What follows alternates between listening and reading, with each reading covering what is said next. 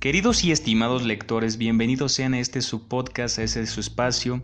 Por favor, si no estás suscrito, ya vi que no estás suscrito, forma parte de esta bonita comunidad de personas que se cuestionan todo, que quieren aprender, ¿no? Más allá de la educación que nos dan en la escuela, pues otra tarea pendiente para nosotros es darnos una educación a nosotros mismos, ¿no? A llegarnos a nuevos y ricos conocimientos y a no dar nada por sentado.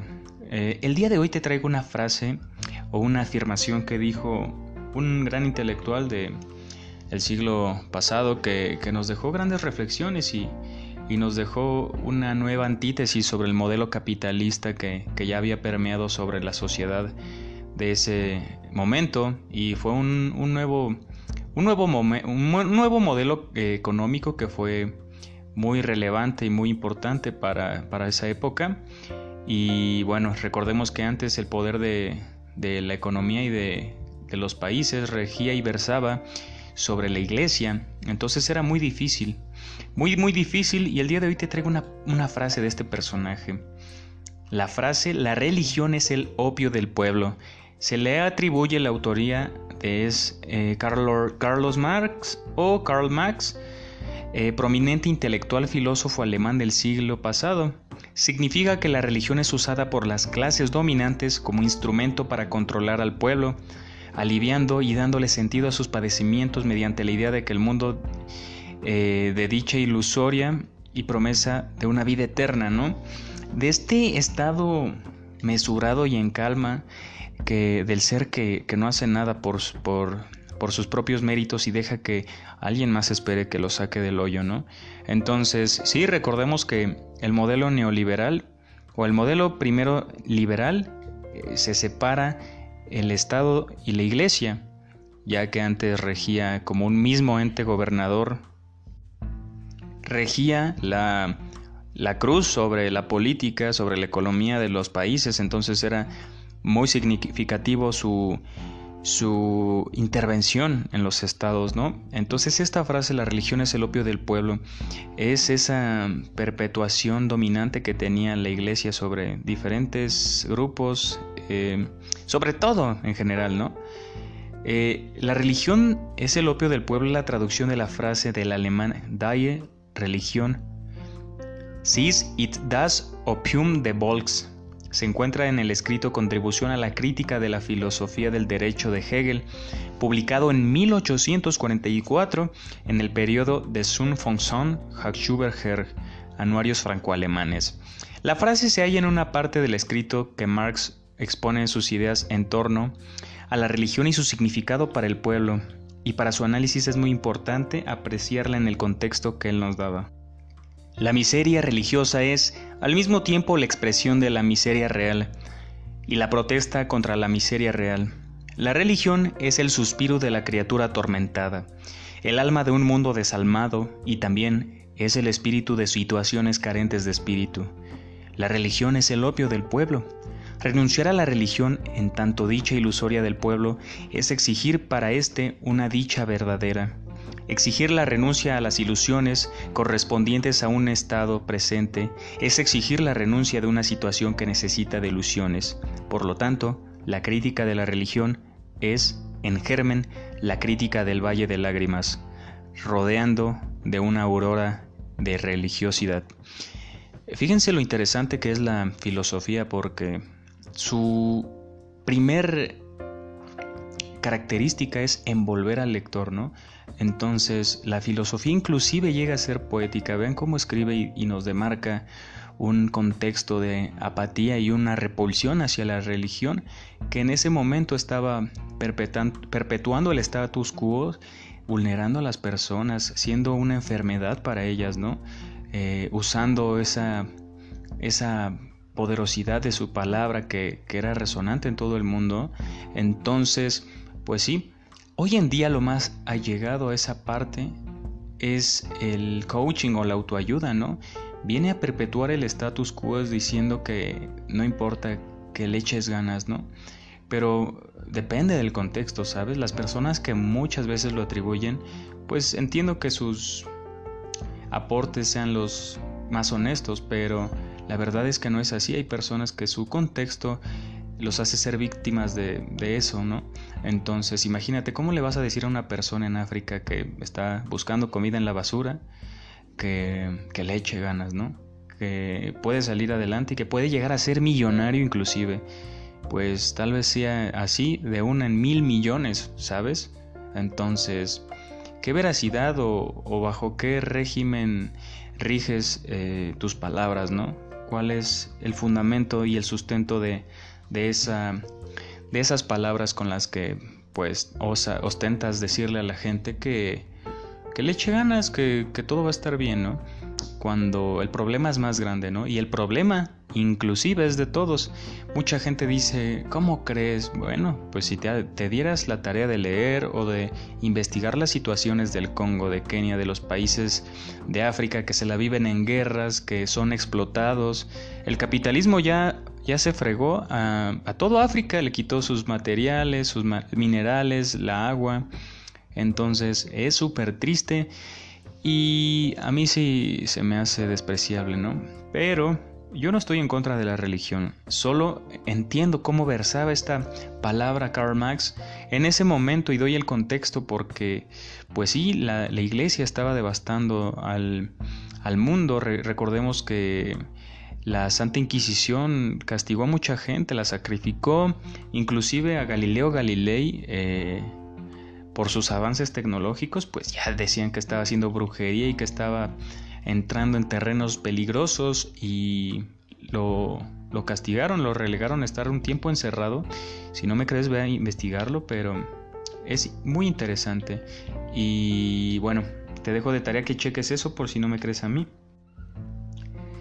La religión implica no solo la miseria real de la vida humana, sino una forma de protesta contra esta, como si la religión en cierto sentido se sustenta precisamente en la miseria del mundo y de la realidad que atormenta el alma humana. Por ello, en el siguiente párrafo Marx llama a renunciar a la religión, su dicha ilusoria, a esa promesa de un mundo mejor después de esta vida miserable. Entonces, bueno, tomemos reflexión sobre estas palabras. Recordemos que la vida es un regalo. Muchas personas o el posmodernismo nos han dicho que la naturaleza del ser es sufrir, otra es de que el ser por naturaleza es bueno y lo corrompen, pero amigo mío, tú no elegiste el nacer, que no te digan que la vida no es un regalo, que la vida es una casualidad. Imagínate de vasto que es nuestro sistema solar, ¿no? Que somos algo tan insignificante, supuestamente. No han encontrado vida en otro planeta. Yo estoy consciente de que somos el centro de nuestro sistema solar. Bueno, otros lúcidos me van a decir que no, que es el Sol, pero ¿entiendes a lo que me refiero metafóricamente? Nuestra vida aquí tiene consigo dicha, desdicha, pero de todo podemos aprender. Decía Borges, todo es arcilla para el escultor, todo es arcilla para el artista. En ese sentido, no hay sentimientos malos ni buenos, solo materia para formar cosas nuevas. Marx reconoce implícitamente la necesidad de las sociedades de una vida espiritual que dé sentido a la vida, que conduzcan sus pasos, que les haga creer en el sufrimiento en este mundo que es irremediable y pasajero, y que deben resistirlo porque sus vidas de trabajos y carencias serán recompensadas en la promesa de la vida eterna en el paraíso.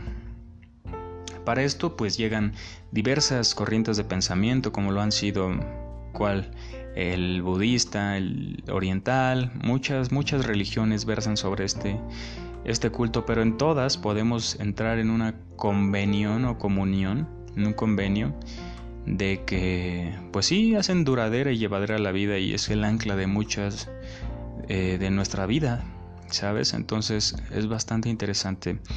Y para Marx, la renuncia a la religión es en pos de la lucha para lograr una dicha verdadera en la vida real, sin postergaciones, sería lo idóneo, ¿no?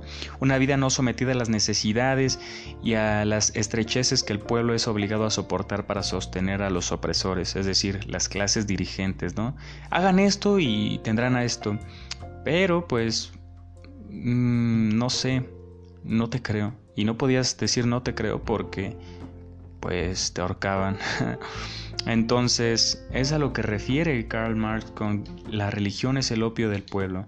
no en un contexto peyorativo o en un apelativo, pero sí en un contexto más nietzscheano, en el aspecto de decir somos parte de toda esta enfermedad que nos hace del cristianismo. Él decía, Nietzsche, del cristianismo que deja relegado al ser humano en un rincón, a gatas y siguiendo figuras que no lo dejan desarrollarse en plenitud, porque lo hacen estar en un estado sobrio y en calma que lo perjudica, ¿sabes?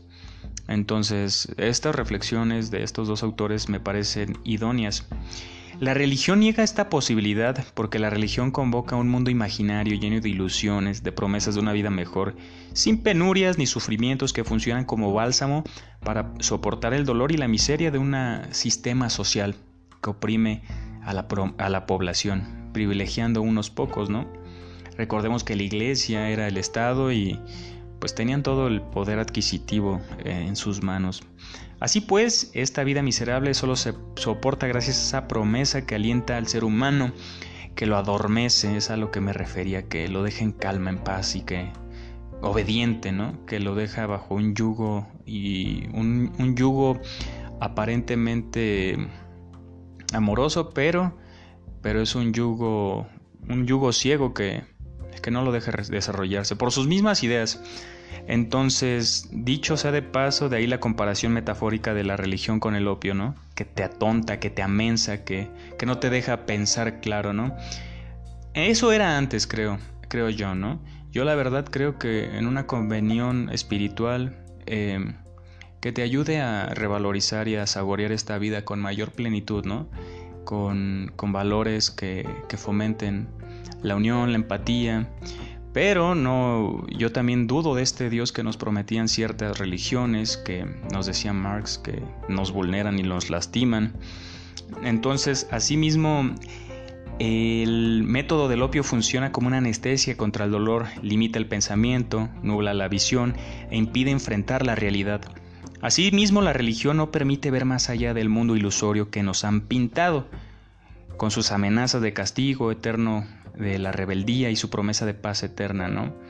Es como tener una correa atados a las personas para que ellos mismos se controlen. También Michel Foucault nos decían en Vigilar y Castigar ciertas cosas, ¿no? Que el mismo grupo, el contexto, la vida nos enseña a reprimirnos con las religiones, con las iglesias, con ciertas cosas, ¿no? Nos tienen dominados, nos tienen doblegados y es muy triste, pero sí. Y aquí en Más sobre Marx tenemos que él fue un filósofo de origen alemán judío, nacido en el Reino de Prusia en 1818, ya hace muchísimos años. Sus obras abarcó campos de la filosofía como política, la historia, la economía y la sociología.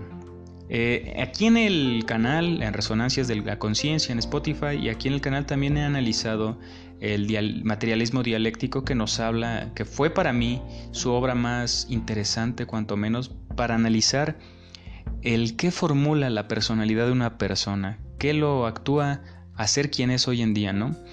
Si quieres verlo, te lo dejo en una tarjetita aquí arriba, o puedes buscarlo como materialismo dialéctico en mi canal.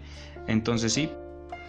Sus teorías sobre la sociedad, la economía y la política son conocidas con el nombre de marxismo y ejercieron una enorme influencia en el pensamiento filosófico posterior. Entre sus escritos destacan El Capital y el Manifiesto del Partido Comunista. Murió en el Reino Unido en 1883. Muchas personas piensan que ser marxista es ser de izquierda o ser comunista, cuando solo te das cuenta que es falta de indagar en el pensamiento, en la filosofía, y muy muy mal, ¿no? Entonces, ser marxista abarca muchas ideas que él nos dejó, tanto filosóficas, políticas, económicas, sociológicas, etc.